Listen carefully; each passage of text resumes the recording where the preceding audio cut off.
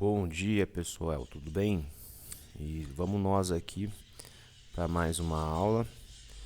Hoje, dia 27/4, estamos na preparativa das aulas para vocês, certo? Então, essa é a nossa primeira aula de sociologia nessa situação, né, pós-férias, quarentena, que a gente ainda não saiu de quarentena. Tá certo? Então, a partir de agora, durante um tempo, nós vamos ter essas aulas por essa forma, né? Aulas gravadas e vão ser colocadas no meu canal. E aí, estou pensando em que a gente tenha um relacionamento aí, pelo menos uma horinha, né? A partir de alguma sala, de algum grupo de internet ao vivo. Né, a partir de algum canal como o Google Hangout que a gente já utilizou alguma vez. Peço desculpas para vocês se não temos tantos recursos, né? Nossos recursos não são os mais assim complexos. Estou usando aqui, como vocês sabem, um software chamado Ocam, que é muito utilizado por gamers que fazem tutorial de jogos. Ele grava a tela e grava o áudio, ok? Então é mais ou menos isso que eu estou utilizando. Cada professor está se valendo de um aplicativo, de um software. Nossa primeira aula de sociologia nessa nova situação pós-férias, né? Vimos aí algumas aulas gravadas já de Weber, Durkheim. É comunidade e sociedade. Então esse é um dos temas mais caros da sociologia, né? É um debate clássico, um debate muito forte na escola alemã, e nós vamos ver aqui, né, um dos principais membros dessa escola clássica alemã, que é Ferdinand Tönnies, trabalhando a sua ideia de comunidade e sociedade. Em alguns momentos, talvez vocês vão se lembrar do conceito de solidariedade que nós vimos com o Durkheim, né? Em alguma forma, algum momento vocês podem, né, se lembrar a partir de algum elemento que for apresentado. E antes de tudo, né, nós vamos trabalhar com o conceito de socialização, porque o tema dessa aula é socialização entre comunidade e sociedade. Então, a socialização é um dos conceitos mais importantes da sociologia. Pensando, né, qualquer introdução de debate sociológico, seja na escola, seja na universidade, o conceito de socialização ele é importante, né? Então, socialização vai desde o momento que você conhece alguém, que um professor se apresenta para os alunos, ou que alguma nova pessoa é apresentada, é introduzida dentro de um círculo social. É um momento de interação, de troca de ideias, de troca de valores, né? Quando você imagina um momento que chega um aluno novo, uma aluna nova dentro de uma sala, né? E ele é introduzido pela coordenadora, pela diretora. Então, ela é apresentada e aí as pessoas tentam ser gentis, né, puxando conversa, convidando para os esquemas, para as atividades, etc. e tal.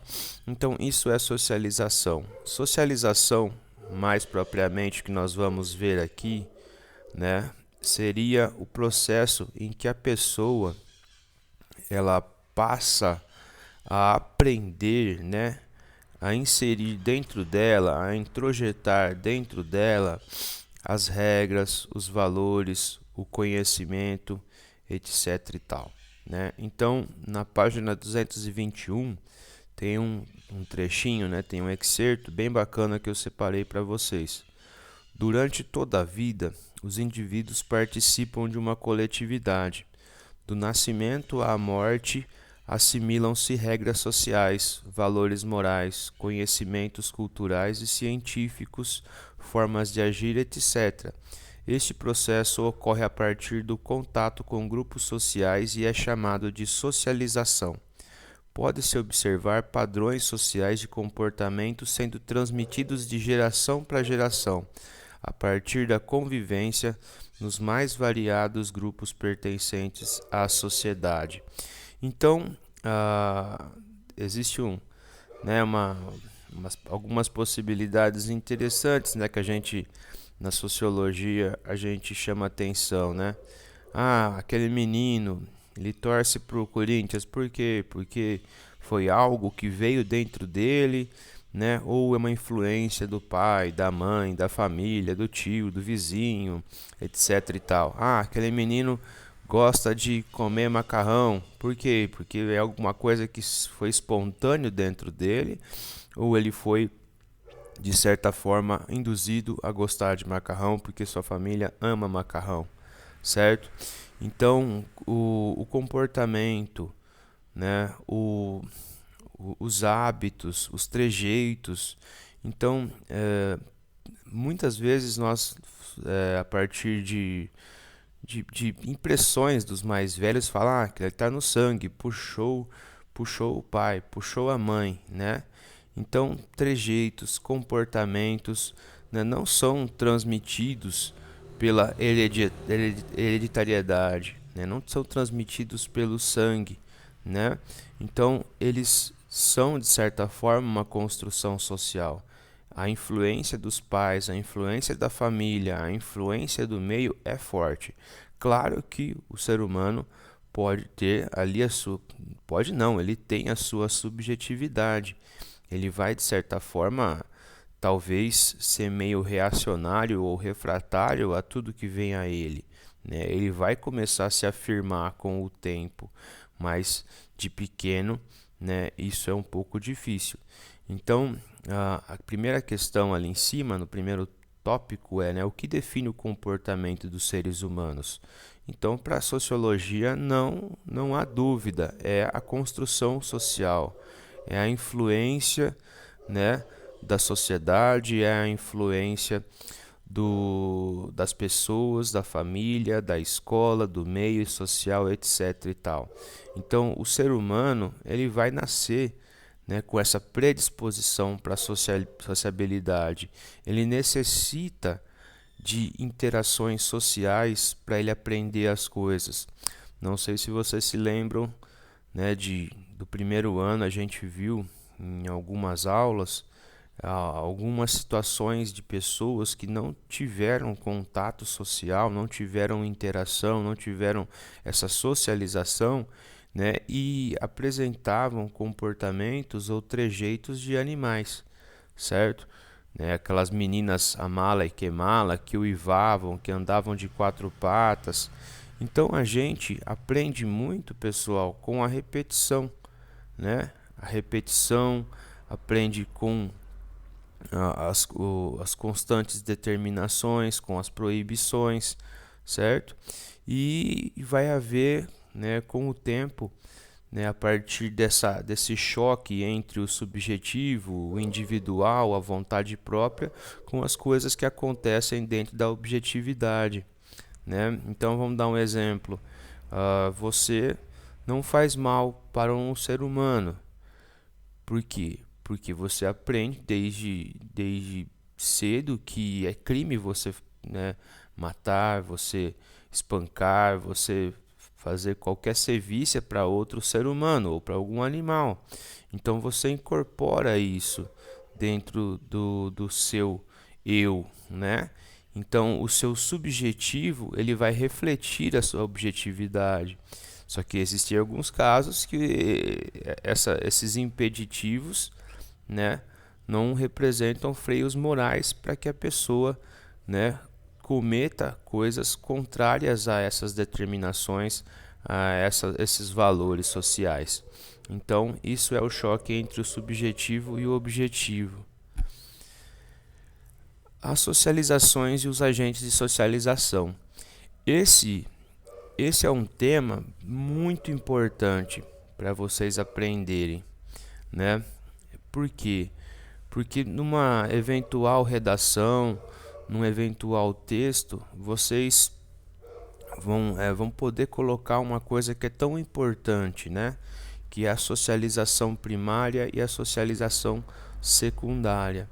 Então, no decorrer da nossa vida, né, ou na formação do nosso caráter, do nosso eu, da nossa pessoa, nós temos duas socializações, que a sociologia considera como primária e secundária. Na primeira socialização, a família é o principal agente, né? É o que age, é o que, né, transmite os valores, os conteúdos, né, o conhecimento, mesmo que seja mais superficial, né? Então, essa relação entre o agente família e as crianças é uma relação marcada pela pessoalidade, pelo afeto. O que significa isso? Você pode cometer inúmeros equívocos quando criança, quando adolescente, só que a sua família sempre vai te perdoar, né? A sua família sempre vai lidar com você com afeto, vai desconsiderar, vai ignorar muitos delitos que eventualmente você cometer, certo? Então, o primeiro universo é um universo muito de pessoalidade, né? Já o segundo universo, a segunda socialização, ela é marcada pela escola, né? Então, nós passamos a escola é importante, ou por que a escola é tão importante, né? Porque a escola é o primeiro ambiente, né, social, impessoal que a gente frequenta.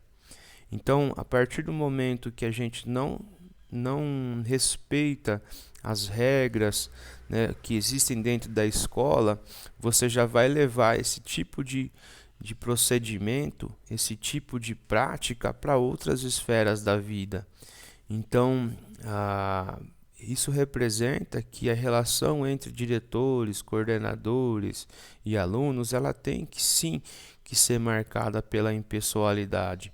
Caso contrário, nós vamos estar abrindo precedentes dentro da mesma escola e não colaborando com indivíduos responsáveis, respeitadores da lei, num universo social, por exemplo, do trabalho, ok? Então, isso é uma coisa deveras importante, ok? Outra coisa que acontece, né, é na segunda socialização que nós vamos começar a ter os primeiros choques, né? Choques entre visões de mundo, conteúdos, perspectivas, né? O que significa isso? Às vezes você aprendeu alguma coisa com a sua família e no ambiente escolar você vai aprender outras que vão meio que ir contra aquilo que a sua família disse, né? Então vão meio que colocar em questão, vão questionar aquela visão de mundo. Então eu sempre, né, trabalho em geografia a questão da chuva, né? Eu tenho parentes, tios, pai que acreditavam, né, que a chuva ela é um presente de Deus. Então, eles não acreditam que a chuva é produto de uma série de situações, né, de fatores climáticos, de elementos climáticos. Não, eles acreditam que a chuva é uma dádiva de Deus. Então, Deus possibilitou que chovesse, porque a chuva é imprescindível, né, no campo, na produção, no abastecimento, etc e tal, ok? Lógico, na escola você vai aprender o quê? Você vai aprender que a chuva é produto, né, da interação entre fatores climáticos e elementos climáticos, massa de ar, né, calor, temperatura, né, ventos, pressão atmosférica, etc e tal. Então, fechando esse slide, e sobretudo nesse mundo que a gente vive, existem outros agentes que de certa forma promovem uma socialização terciária, né? O que significa isso? Você pode aprender coisas nas igrejas, nas instituições, nos clubes, nas mídias, na internet, a partir dos sites, na TV, etc e tal. Então, olha, a gente conversa sempre a respeito disso, né? Hoje existe o Google.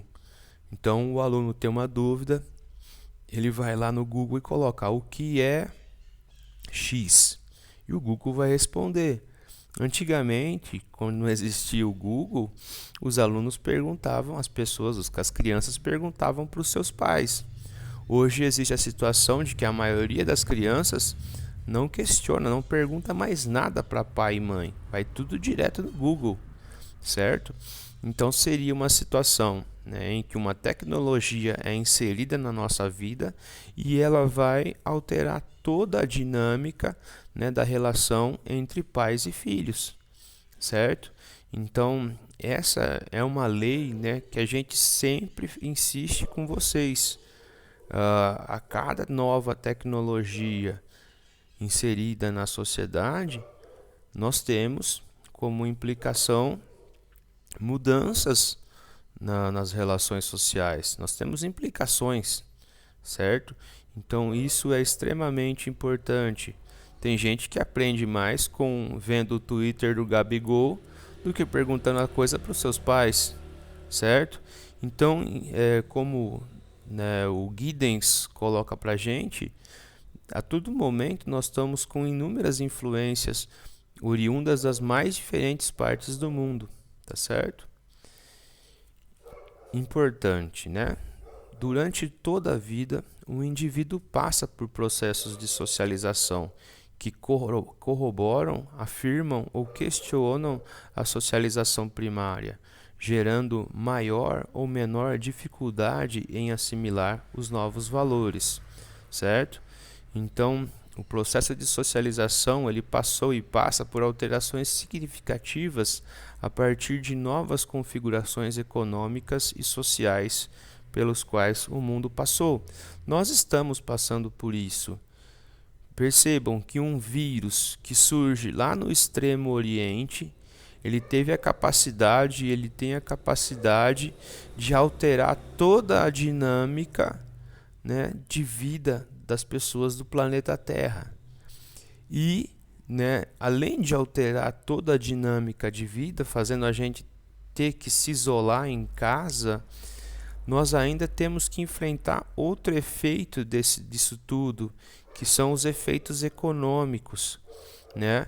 Então, já se calcula que nós teremos uma crise econômica muito forte, né? Então, além de lidar com o vírus, nós temos que lidar também com o efeito econômico de tudo isso e o efeito político, né? Em relação ao senhor Jair Messias Bolsonaro, ok? Então, isto posto, né? Então, perdoo, faço aqui uma pequena pausa, né? Peço desculpas se barulho de cachorro, de carro aparecer no fundo aí do som, né? Eu estou gravando esse vídeo na sala, mas já estou percebendo que é impossível gravar aqui na sala, né? Vou ter que gravar lá no meu escritório porque ele é um pouco mais silencioso. Retomando, nós vamos a partir de agora, né, para o ponto alto dessa aula, que é trazer a leitura de Ferdinand Tönnies sobre comunidade e sociedade. Então saibam, né, comunidade e sociedade é mais ou menos uma ideia de tipo ideal, como Weber entende, né? Uma ideia, um padrão abstrato a respeito de uma coisa e de outra, né? Tudo no intuito do quê? Da gente ter um conhecimento de uma dinâmica social de um determinado espaço e de outro, certo? Que vocês têm que saber? As duas representam formas de associação entre as pessoas, né? Então, as relações humanas, elas se espera que elas são ações recíprocas, né? Então, o conjunto dessas relações é chamada de associação. E quando nós pensamos numa associação comunitária, de comunidade, é algo mais real, né? É algo mais vivo, é algo mais orgânico, né? Então, o Tanis ele descreveu o que ele entendia por comunidade, pensando muito, né, o espaço rural, campesino, europeu, antes do estabelecimento definitivo da urbanização, né, das revoluções industriais, né? Então, ele está olhando e tentando entender essa situação de associação entre as pessoas. E no que toca à sociedade, que é o que nós temos hoje, como algo mecânico imaginário. Então, uma sociedade que funciona muito pela questão do contrato, ok? Então, percebam que esse mecânico ele vai ser diferente da visão do Durkheim, né? Quando ele pensava em solidariedade mecânica, ele entendia que você poderia tirar qualquer elemento e a engrenagem continuava funcionando porque, né, existia a divisão sexual do trabalho. Então você pode tirar um homem e colocar outro homem que a engrenagem continua funcionando da mesma forma. Nesse caso aqui, o Tanis, né, pensa um pouco diferente. Nós vamos ver por quê, então. Esse esquema mostra para a gente. Então veja, comunidade e sociedade. Então Tanis entendia que na comunidade existem, né, formas de vida tradicional. Então na comunidade, a família, né, ela é muito presente na formação das pessoas, né? Não só pai e mãe, né, mas avós, tios, primos. Então a família cuida muito no sentido positivo e no sentido negativo. Então a religião é muito forte, os costumes tradicionais são muito fortes. Então existe um espírito cooperativo. Todo mundo ajuda a fazer uma casa, todo mundo ajuda a matar porco, todo mundo ajuda a limpar a casa um do outro, tá entendendo?